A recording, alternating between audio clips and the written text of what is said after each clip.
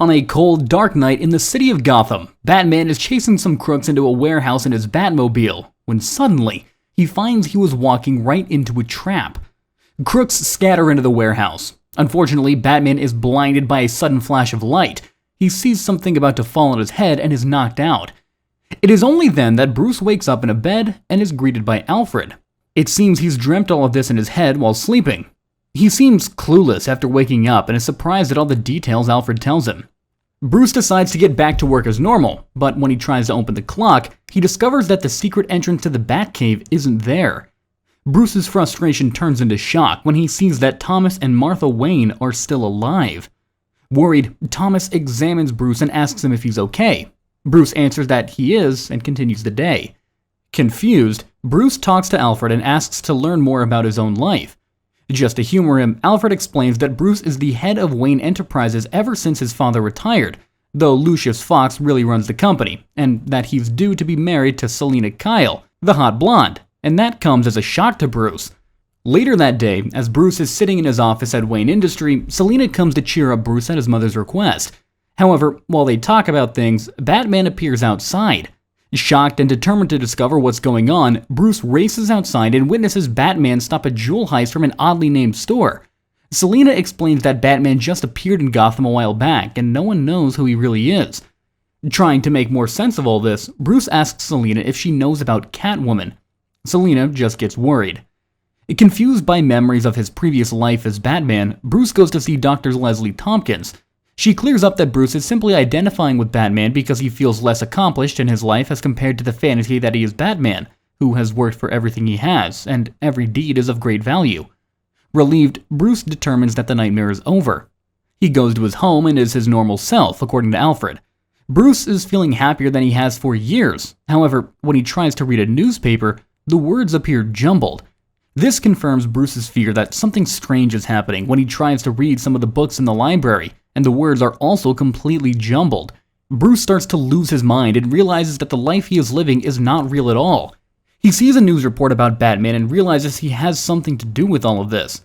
Bruce races out from the Wayne Manor and rushes into a sports shop to buy a grappling hook, a rope, a flare gun, and some flares. Things go easily enough until he goes outside, and the police confront him on parking in a no parking zone. When they discover he's Bruce Wayne, they ask him to come with them because his strange behavior has been reported. Bruce runs away into the dark alleys evading the police. He jumps over fences and climbs over the building just like Batman, and even the police are dumbstruck by his skills. Bruce goes to Gotham Cemetery and climbs to the top of a bell tower using his grappling hook and rope. After entering the bell tower, Bruce yells out, calling out the Dark Knight, the Batman, to come and face him. Batman arrives shortly thereafter, and Bruce attacks him, saying that he's figured it out. This is just a dream. Bruce explains that when he tried to read, he couldn't because reading is a function of the left side of the brain, while dreaming comes from the right side. That is some advanced science, Bruce. Truly, well done on that. While Bruce can't explain how Batman is behind everything, he continues to fight him while the police call out to Bruce that they just want to talk. Ignoring them, Bruce continues to fight and pulls off Batman's mask to reveal Mad Hatter. Mad Hatter explains that this is indeed a dream world, which the real Mad Hatter invented to simulate everything that Bruce wants. Bruce demands that Mad Hatter release him, but is told that there is no way out. Bruce looks over the side of the tower and realizes a possible way out. Refusing to live a lie, he leaps to his death.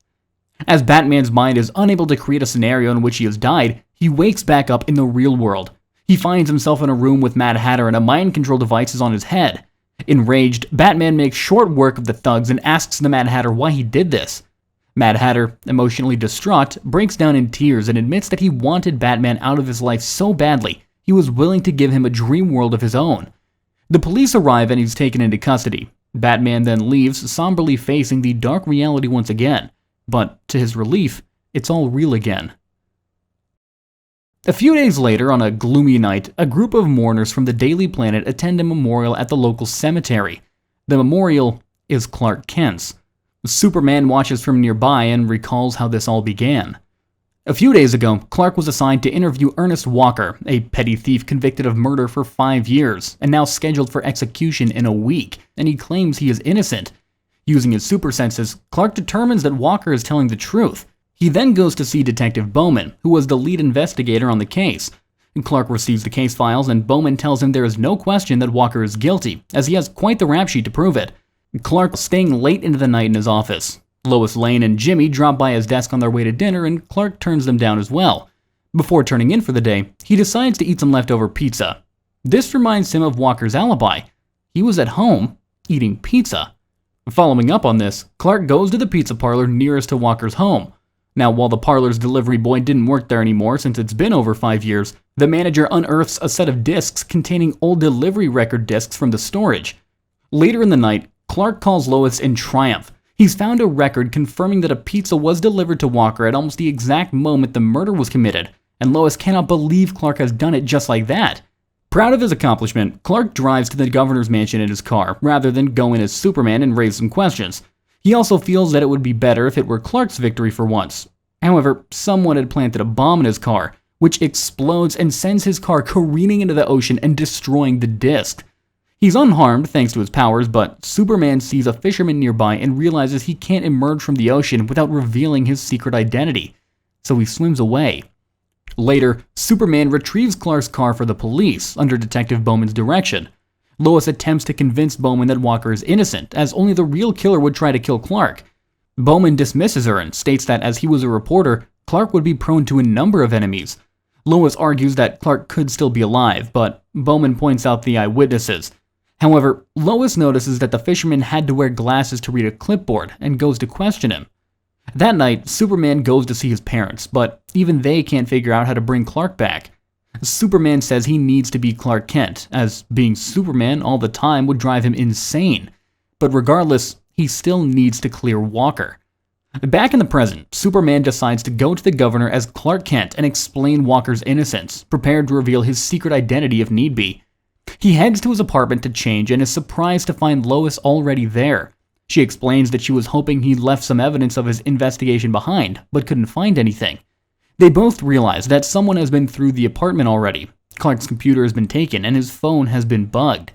As they talk, Lois begins to shed tears over Clark's death and tells Superman that despite all her teasing, she liked and respected Clark a lot, and now regrets not having told him this.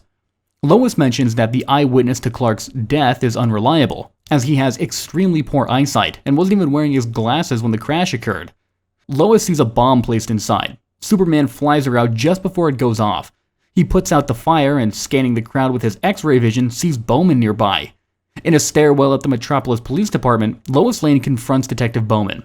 As he was the detective on the Walker case, happened to be the one closest to Clark's submerged car wreck, and Bowman was spotted near his apartment after the bomb went off. An increasingly nervous Bowman dismisses her, but Lois holds up the phone tap, a standard police issue, and says she'll have it checked for fingerprints. Bowman cracks and throws Lois over the handrail as they're several floors up.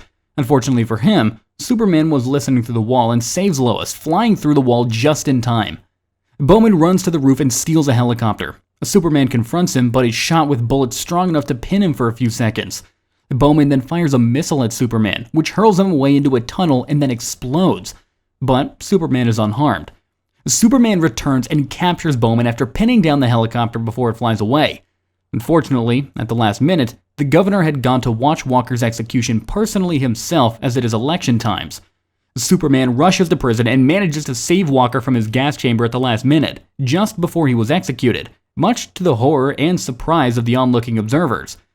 Lois reads her story on Walker's exoneration, but takes no satisfaction in her byline. Clark is still gone. Just then, she gets a phone call and bolts up from her desk in shock. At Lana Lang's penthouse, Lois finds Clark alive and well, but with a bandage around his head. He claims that he washed ashore, found a phone, and called Lana, but was too weak to call anyone else until later, as she's both happy and jealous at the same time. Sometime later, Bowman sits in his prison cell and growls as he angrily reads the story of his own scheduled execution that night written by Clark Kent. He quietly wonders aloud how Clark survived the car bomb. Bowman suddenly realizes that Clark Kent is Superman right before the lever is pulled, taking his revelation with him to his grave. Thank you for watching Second Look. Be sure to like, comment, share, and subscribe for more awesome videos. Have a nice day.